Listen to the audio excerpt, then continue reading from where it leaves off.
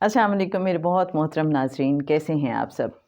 रुखसाना बशीर आपकी खिदमत में हाजिर। जनाब सैयद सरफराज अहमद शाह साहब मुर्शिद कामिल, रूहानी स्कॉलर, उनकी जनाब किताब है फ़कीर नगरी, मेरे हाथ में दिल की गहराइयों से निकली रूहानी गुफ्तगू।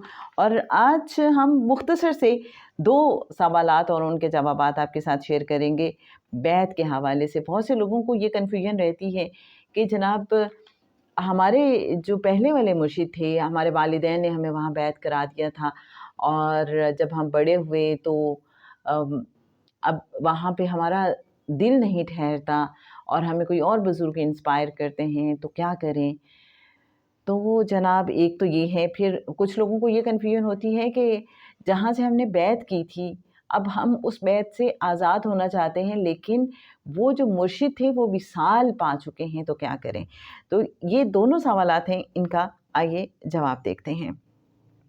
पहले सवाल के हवाले से ये है कि किसी शख्स के हाथ पर बैत होने के बावजूद हमने अपनी ज़ात में तब्दीली महसूस न की, लेकिन दूसरे शेख साहब के पास जाने से बैत किए बगैर ही हम में मुस्बत तब्दीली आ जाती है।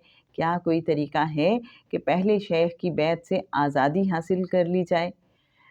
जनाब सैयद सरफराज अहमद शाह साहब फरमाते हैं कि आप अपने पहले शेख से दरख्वास्त करें कि आप मुझे बैत से आज़ाद कर दें, क्योंकि कुछ वजूहात की बिना पर मैं कहीं और बैत होना चाहता हूँ।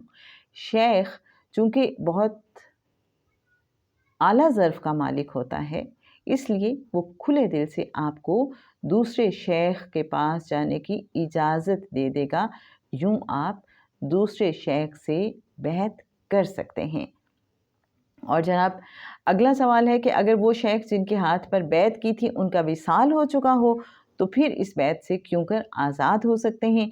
तो जनाब मुर्शिद कामिल सैयद सरफराज अहमद शाह साहब फरमाते हैं कि इस सूरत में आप उन शेख के खलीफा से अर्ज़ कर दीजिए या रूहानी तौर पर अपने शेख की तरफ मुतवज्जे होकर अपनी दरख्वास्त पेश कर दीजिए। चूँकि शेख साहिब तसर्रुफ़ होते हैं, इसलिए उम्मीद है कि ख्वाब में आपको अपनी दरख्वास्त का जवाब मिल जाएगा। तो लीजिए जनाब, मसला ही हल हो गया कि अगर आप किसी और जगह पे सैटिस्फाइड हैं और जहाँ आपने पहले कभी बैत की थी वहाँ आप सैटिस्फाइड नहीं हैं, तो उनसे आप पोलाइटली अर्ज़ कर दीजिए कि जनाब मैं कहीं और बैत होना चाहता हूँ, मुझे आज़ाद कर दीजिए। तो चूँकि वो आला ज़र्फ़ इंसान हैं, वो आपको आज़ाद कर देंगे।